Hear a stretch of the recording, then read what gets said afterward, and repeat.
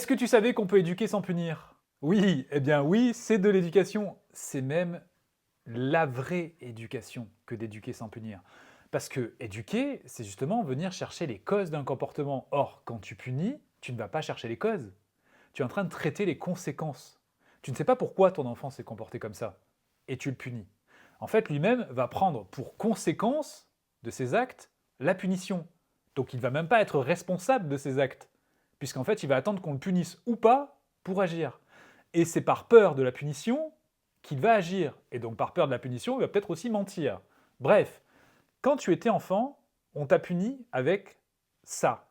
C'est-à-dire qu'on t'a donné un stylo rouge et on t'a dit c'est ce stylo rouge que tu peux utiliser pour écrire et c'est grâce à ce stylo rouge que tu vas pouvoir t'exprimer.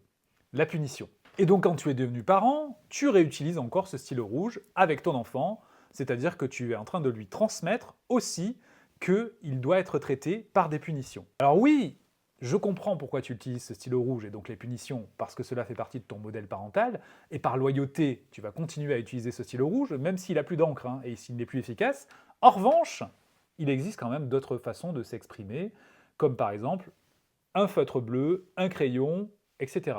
Bien sûr, je ne parle pas de feutre ou autre, je parle de méthode éducative.